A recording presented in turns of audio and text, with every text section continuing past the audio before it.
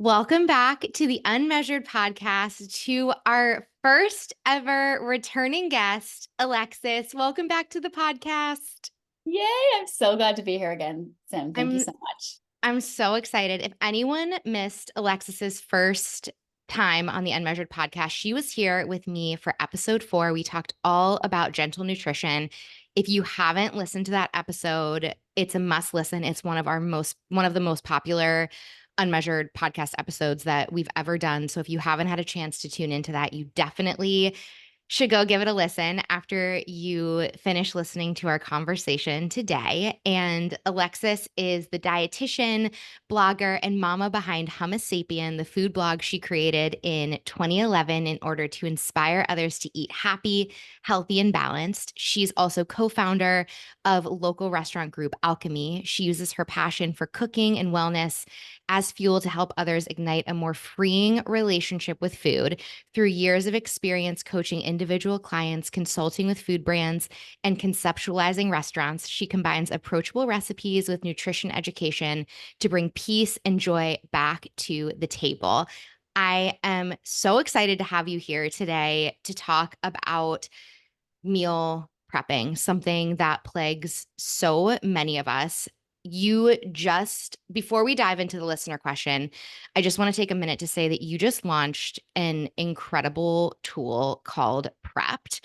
And everyone listening, she gave us an awesome a discount code for all of our Unmeasured listeners.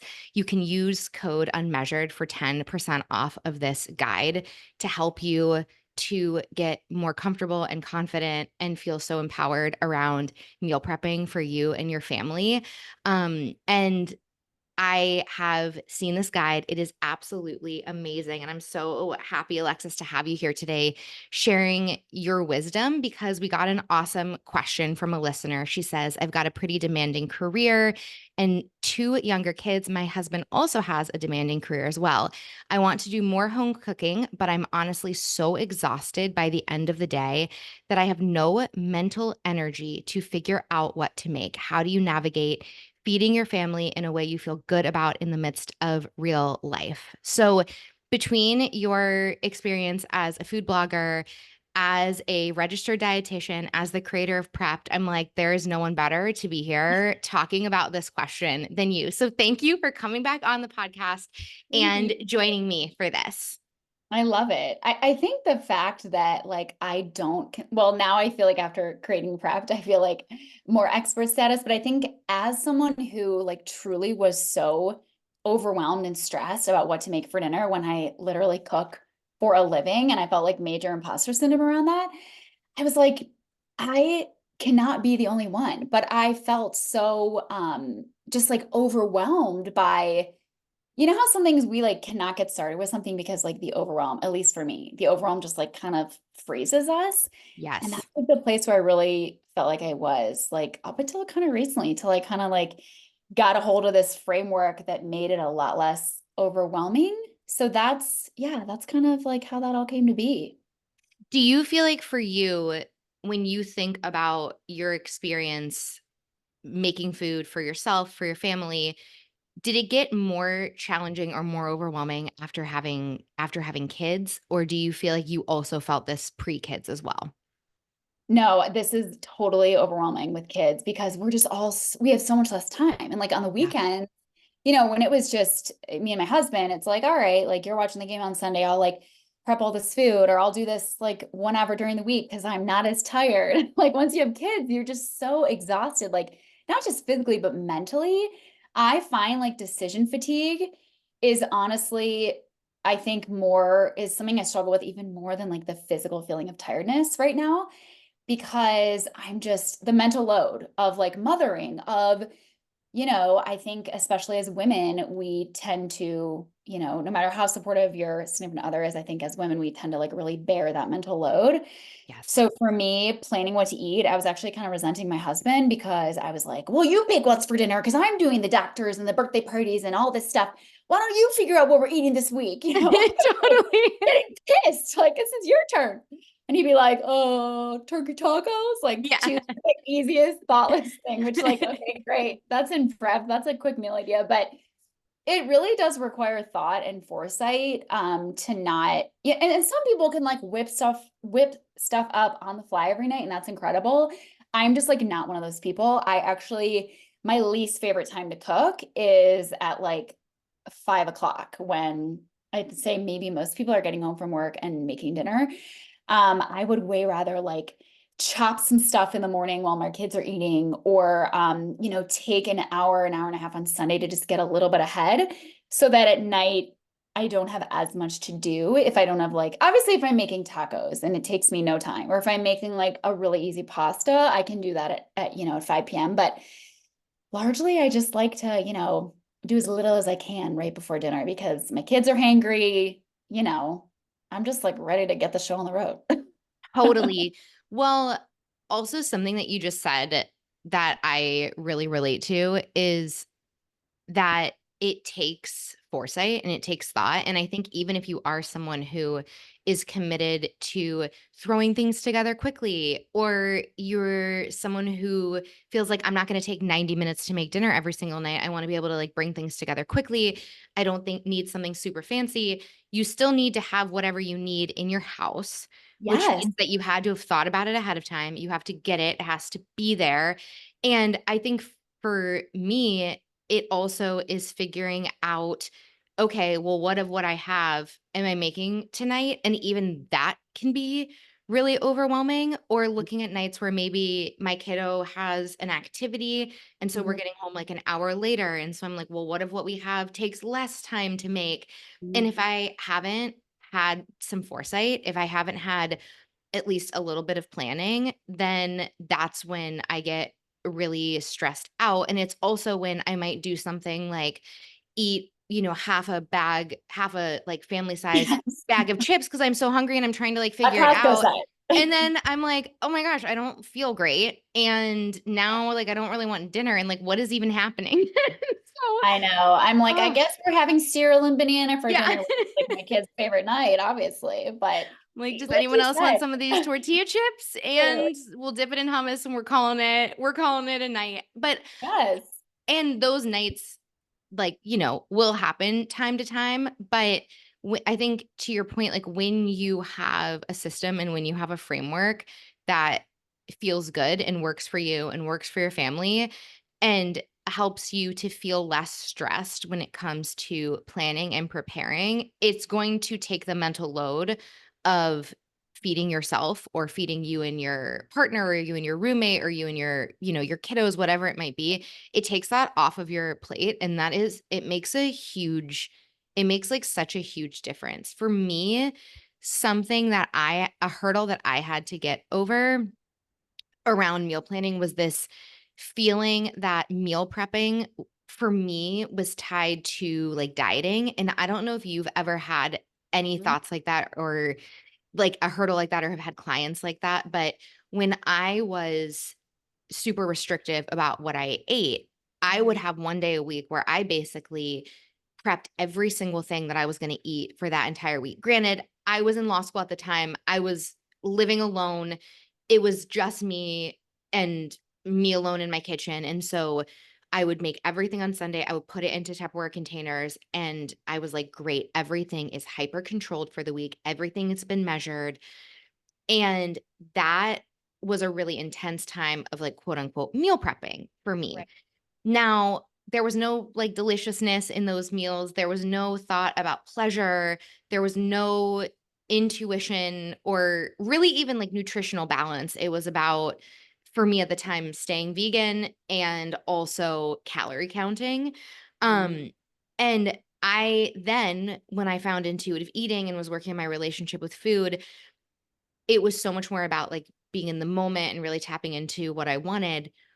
And that worked for a period of time. And then I had kids and I'm like, wow, that doesn't work anymore. Because if I am not doing some kind of planning, preparing, if I don't have some kind of foresight for the week ahead, it creates more stress in my life.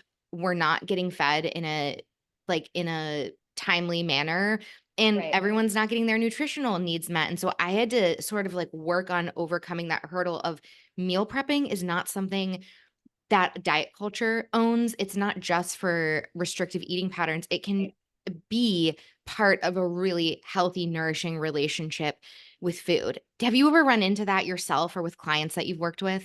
Yeah, and I've thought about this a lot, because when I was just like creating this thing, I'm like, okay, is this meal prepping? Is this meal planning? Like what is this? And I totally get you about like years ago when it's like, here's 7 lunches in Tupperware. Yeah.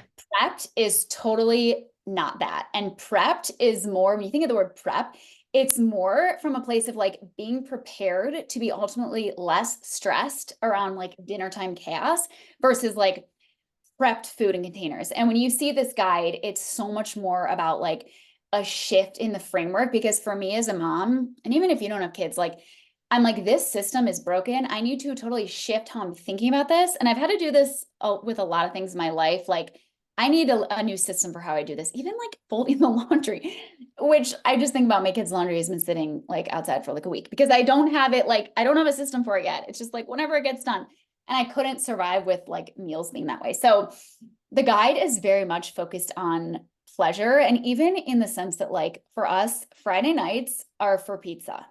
And that's just in our family. When I've cooked all week, I cannot, like, I don't want to do dishes on Friday mostly. But Jeff and I just like, we don't cook Friday night. And for our family, that works. So even in the guide, like Friday night is reserved for takeout. And for me, that is like joy and pleasure. And Love it. yeah, and it's just like there's so many. The framework of the guide is like, okay, here's some awesome, 30-minute recipes that you can come back to time and time again that can change with the seasons. So the guide has 12 like all new recipes that won't be on the blog. But then, because we're not all cooking like these crazy thought out recipes all the time, there's loads of quick meal ideas, QMIs that you can come back to, whether it's like slow cooker buffalo chicken, easy things that like just don't take a ton of ingredients and time. So it's like this combination of like really yummy recipes, like breakfast go-tos. You're not cooking some like crazy breakfast every morning. And then quick snack ideas also are a huge part of the guide. So it's really about making it approachable. It's not like, okay, on Sunday, we're putting a cup of brown rice, a cup of chicken. It's totally not that at Here's all. 14 chicken breasts for your lunches and Literally, dinners for no. the Right. week.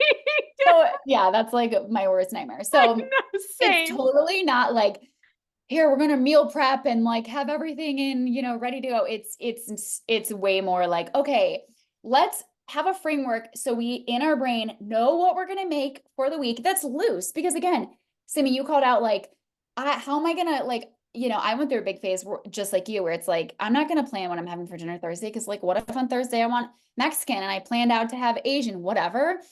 It's totally flexible to what works for you, but it's like, let me just have some kind of semblance of a framework so that I can make sure I have all the ingredients on hand. And if I need to tweak things, if someone's sick, if I have an appointment, if I just want to get pizza, like you can shift things around in any way to make it work for you. So I think like the flexibility component, and even in my life, like I'm someone who, again, like on Sunday, I will whip out like a dinner, a lunch, and a snack.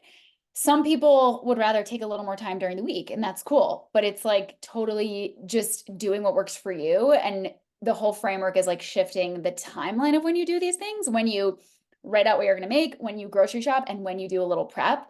Because for me, doing that all on Sunday was leaving me like totally depleted, resentful, and like honestly unorganized because I'm not inspired on Sunday. I'm just trying to chill as in like I'm actually not chilling on Sunday, who is with children, but like I can't think about some like cool dinner on Sunday. I'm just like, I'm done, so I had to Totally. like totally shift. Okay, when could I actually open up my brain to thinking about a yummy dinner because it ain't Sunday. That was where Yes. you know. Yes. Well, and I think when I look at this listener's question and she's asking, like, how do you navigate feeding your family in a way you feel good about in the midst of real life? And I think about everything you just shared. It's like, number one, reframing the way that we might be thinking about quote unquote meal prepping, where it's not that you have to make everything for your entire week in one day. Oh, And it's not this like really restrictive thing. It can actually be like very nourishing. It can be pleasure focused. And it can be based on what you and your family like love to eat and how you love to eat.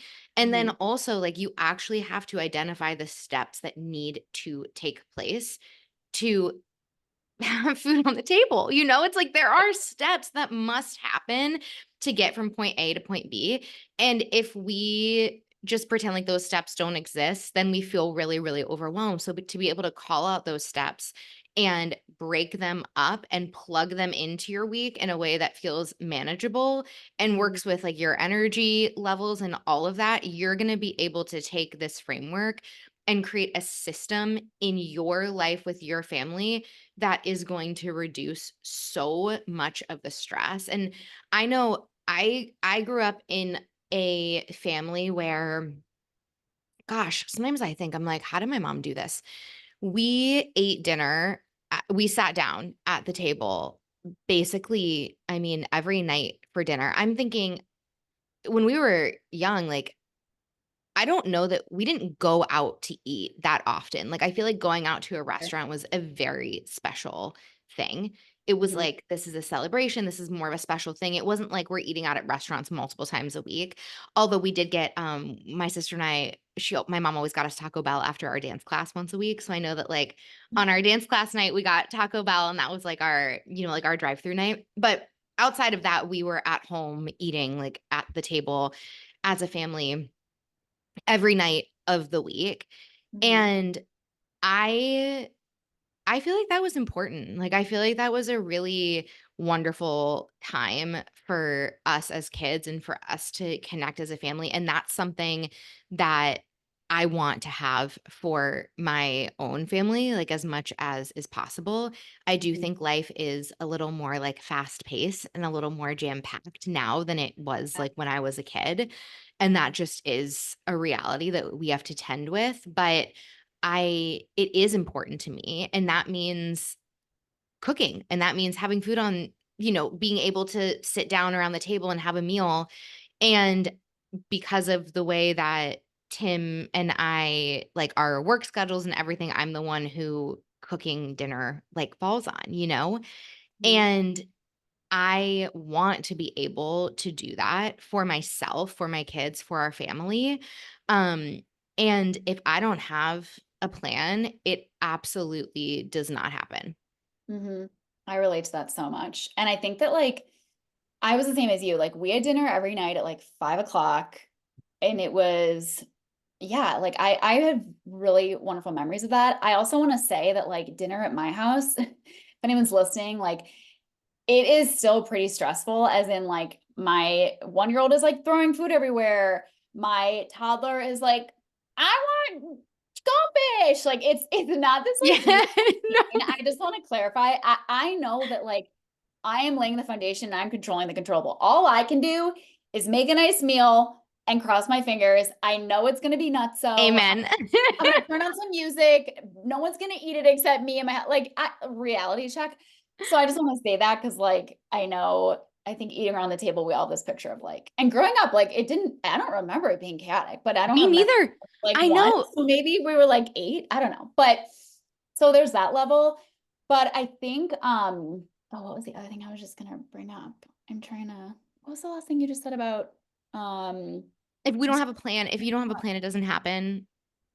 Yes. Sorry, I just totally had like a brain lapse. No, but I love what you said about like controlling the controllable, right? Like Yeah. Oh, you, I just remembered. yes. Sorry to cut you off. I just want to say also, like, I think that if we can conquer this now, like having some sort of plan and like the muscle memory of learning the new skill of kind of a new framework for doing this, I don't think it's like when you have little kids, I just feel like life is it is so chaotic. And if you can just get dinner on the table a few nights a week, if that is, if that is something you value, which like you and I both value that we grew up with it, we want to continue it. I think there's tons of benefits. And I think if we can do it now, it's like this is the hardest it's going to be. I mean, not to say obviously all stages of childhood and kids is, very there can be so many difficult times, but I think that like the level of how hard it can be just to get it on the table with like I have a 1 and a 3-year-old feels like climbing a mountain sometimes. And I also want to say I cook for a living and it's not like on Sunday I'm like can't wait to make tacos. Like I mean, I love to cook, like, don't get me wrong, but I just wanna make, like, everyone else feel seen if you're listening and you're like, "Well, she loves to cook," and, it's not like cooking never feels like a chore for me. It definitely feels like one more thing I have to do oftentimes. Yes, there's times where I can't wait to like get cozy, make a soup. I'm always like cooking muffins with my son, but like at 5 o'clock on a Wednesday, am I dying to cook? Like, not really.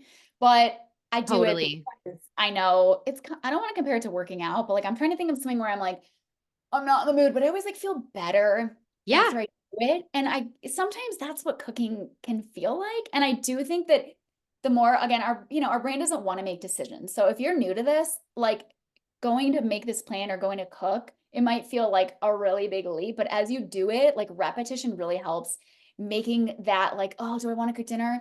Your brain doesn't want to make all those decisions. So it kind of is like, okay, I just know we're going to make dinner. And like the habit starts to form.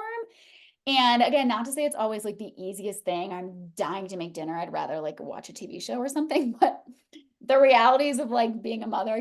So I hope that makes it feel a little like more realistic and approachable for people. totally. And for me, like I'm not a food blogger and I do not, cook as part of my living. Like cooking is a chore. It's Yeah. a chore. Like it's a chore when I do it. The thing And it's is that incredible that you do it as much as you do with not like loving to do it. But you make it work so well with your family. Like you make it so approachable. and I think for me, it's like tying it to things that are important to me. So I'm like, I try to tie it to the family time or my kids having a relationship with food where they're used to like sitting down and having a meal, where they see mealtime as like also connection, like with family, stuff like that. I try to tie it to that. Also, budget. I mean, yeah, It is like, definitely. I mean, if I cook versus if we get takeout every night, that's a huge difference in the budget. That's important to me. So like tying it to that also is really helpful. And I I think like also I like having home cooked Yeah. meals as well to eat. But it is it it is a chaotic dinner time is a chaotic time, and I will just say that my if my whole family sits down, I'm talking about like, "Oh, I wanna have my family sitting down for dinner." If my whole family sits for 10 minutes together and none of the children have gotten up and, like, run away or, like, hiding under the table or whatever, that's a win. I'm like, "Wow, 10 whole minutes." Like, we Miracle. sat here.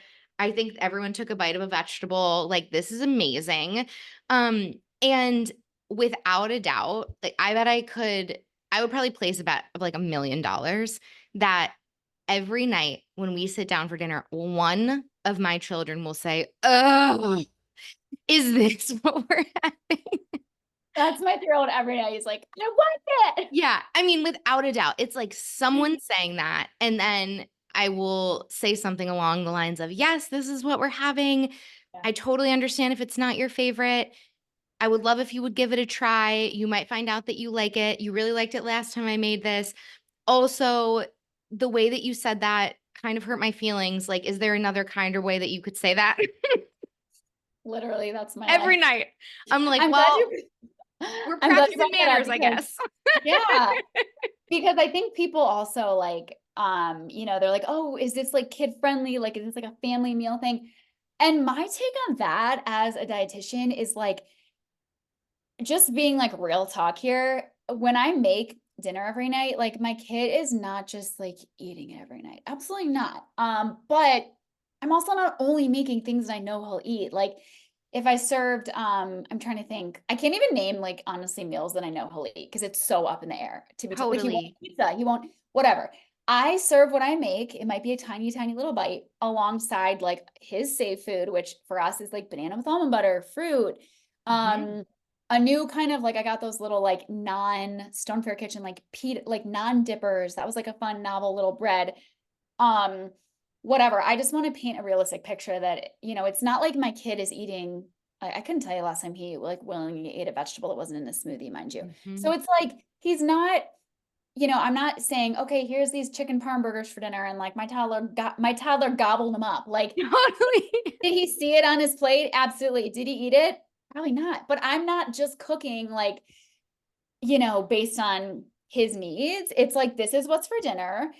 You don't have to eat it. This is this, if you will also have your safe food, and you might be hungry if you choose not to fill your belly, but that's up to you. You know what I mean? So Totally. I think there's like the route of, you can kind of look into like these family friendly meals. And it's not like I'm saying cook this like crazy spicy curry that like is so not kid friendly. I guess my point is like, I don't specifically seek out like child friendly food because my toddler, to be honest, like barely eats anything. So I'm like, I'm gonna make what we're gonna make, which are pretty like normal things. Again, I'm not making this like weird broccoli like dinner that's 1,000% broccoli that Right. like it's yummy and it's enchiladas or whatever. But so I think there's just like taking that with a grain of salt when it comes to, because they get those questions like, oh, like will my kids be into it? And it's like that's just so depends on your kid. Like I have friends whose kids Yes. salmon and rice and they're obsessed with it, or they only eat Dorito. Like I don't know, every kid's so different. So it's like all you can do is expose, be Totally. positive about it, try to be chill even when you want to rip your head out that they're only having a bite of banana for dinner when you made this beautiful meal. um Mhm. it definitely gets better with age for sure, and it's hit or miss. It's like some days my kid surprises me and like that's awesome, and I just hope that I continue that, like when I continue to serve these things to him, he will be curious enough. Like he tried some of my broth from a soup the other day, which he like never eats soup. I hate to like categorize him, but he was like, "This is delicious." And then I'm like, "Oh, do you want a bowl?" He's like, "No, hell no, I don't." So it's like, I don't know. I've been, my 1-year-old eats a lot. I don't use the word better, but eats a lot more variety. So I'm Yeah, like, oh great, maybe my second kid will be a little easier with food. But yeah, coming from a mom of a toddler who eats very little variety, I understand the woes with that. And it's hard. It is. totally. It is so challenging, and to your point, it's so hit or miss. Like, I can make something. Green noodles were, like, such a hit in our house, but just pesto pasta. Everyone, Okay. green noodles, mom, make me green noodles." And then it's like one night I make green noodles and everyone's like, "What? Green noodles? I hate green noodles." I'm like, "What? Wait, what? Is this am I, like, in the twilight zone? I thought you all loved It's green like the noodles." meme Like, where like your kid eats something, so you buy like 17 of them. Like I buy like a Costco size thing, and then he's like I did this once with like, oh, what was it? I bought so many of something, and then my kids were just over it. I'm like, I just Costco size of it, and you're done. oh, that's so funny. That happened with Bobos in our house. Like, everyone was, like, very into Bobos, and then all of a sudden, nobody wants Bobos, and I had, like, bought a whole box at Costco, so then Tim and I are just, like, eating these Bobos. I'm like, "Well, it is what it is." I mean, that happened actually. I'm not gonna name the vitamin brand because I don't wanna, like, disparage anyone, but I saw all over the internet that everyone's kids are just loving this vitamin, whatever. Everyone's kids love these vitamins, and my kids took liquid vitamins. They take liquid vitamins. And I was like, maybe it would be fun for them to chew, like have like a chewy vitamin. So I Yeah. order these vitamins. I order them to the house. I get enough for both of them for a month, so it's like whatever, 60 of these things. And then like I got the probiotic and they come, my kids are like, I like hate both of them that. are like, "These are so disgusting. Guess who's taking these effing vitamins? I am. I'm eating these vitamins every You don't eat single their day." vitamin. So I just take one of their vitamins every single day till it's gone. I, like, canceled the subscription. I'm like, You're "I like, I'm guess not I'll even just be healthy. eating these kid vitamins every single day until they're gone because they were so expensive and I'm not, like, throwing them away." So now I just eat these children's vitamins. Oh my God, that The is so Bobos, like, it is accurate. what That's it is. like you're like Bobo for lunch, Yeah. vitamin for breakfast. That's just the life we live, eating their scraps. Oh my gosh, it's so funny. But within again, like, I think it comes back to what is important for you and your family, and what kind of experience are you trying to create in the long run for your Yeah. kids with food? We worked with a wonderful child therapist for a long time, and she would just remind me all the time. She was like, are you are playing the long game here. This Mm, Nothing about this is about getting an instantaneous result with your child or instilling certain like behaviors or beliefs like in your kid today. You are planting seeds and slowly watching them grow so that when they're 18 or 19 or 20, they're out in the world and they have self esteem or they are out in the world and they believe that they can figure out hard things that they don't know yet, or they know that if something tricky comes up, they're gonna feel safe to call you and talk with you about it.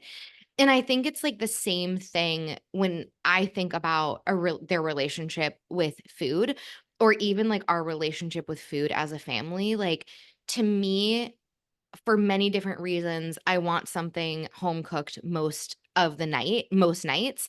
And Yeah. I will say that I'm someone who's probably going to lean, like, when I was like looking through Prepped, and I'm just like, this is the most amazing tool. Personally, I'm going to lean more towards like the QMIs, the quick meal Right. ideas. Right. And that's great because there's tons of those there, and I'd probably be someone who would make one of the recipes and do more QMIs every week. Other people Yeah. might be different, Right. but, like, I wanna have home cooked meals most nights, and that's important to me. But like long game, what's important to me is that my kids think of dinner time as like a time where they get to decompress from the day and come together and share about their day, and that they feel like that they are loved, and like that they're, that it's like a connected time. And when dinner is chaotic like it is most nights, and when we maybe get like 5 minutes of good conversation before like the meltdowns start, I just remember what Tammy said to me, which is like, it's the long game, and it might not be a 2-hour long dinner today, but like maybe when they're 25, they'll want to sit with me Yeah. for 2 hours and have dinner.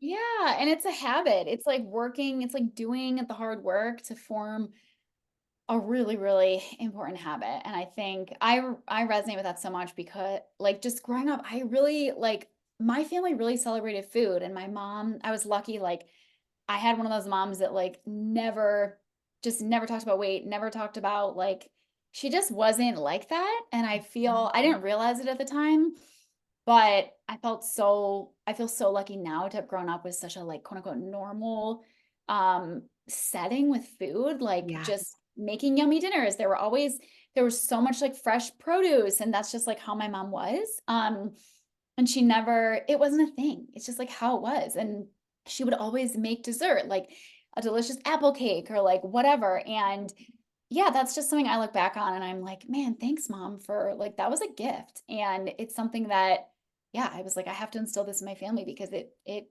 brought me so much joy growing up. Like I remember looking forward to sitting down with my family. So I think that again, like we both have little kids. I guess Osha's probably getting to the age where he can like start to appreciate that. But I really believe that like as they get older, it will be something they are really grateful for. I just think in these younger years, it's like, what is this torture? I mean, it's like the witching hour. totally. Pre-bedtime is Totally. just like you gotta get the only way out is through. So yeah, it's a long game. I'm gonna start saying like what would Tammy do? Is that the expression? Yeah, Tammy. There she is. She's so Tammy. wonderful. Love you, Tammy. I I also think what's really unique about what you did with Prepped is obviously you run your own business. You also support a restaurant group that you co-founded. You also have young children. You are also a wife and a friend and all of these things. Like, you have a very full plate. Mhm. And so you understand the overwhelm of also needing to like feed yourself every Mhm. single day over and over again for your entire life, like in on top of all these other things that you have to do.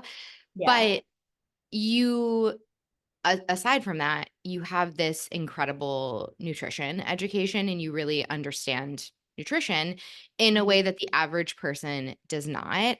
And I think for most of us who are feeding ourselves or feeding our loved ones, while in this space, we're never going to be militant about nutrition because we know that like it can be taken too far. I think most of us want to feel like we are nourishing our bodies and helping to nourish our loved ones when we are cooking. And in Prepped, it's so amazing because you've given a person a framework to take the stress out of feeding themselves or feeding their loved ones, but you've also like pre-thought of the nutrition stuff for us at a level and at a depth that, I mean, most of us wouldn't even be able to do because we don't have that education and we don't have that knowledge. Right. And so I just also want to highlight that too, because I know for most of us, when we're thinking about what am I going to eat or what am I going to feed my loved ones, we're also like, well, okay, well, what do I need? And what Mhm. needs to be there so that I get everything that I need to be able to thrive?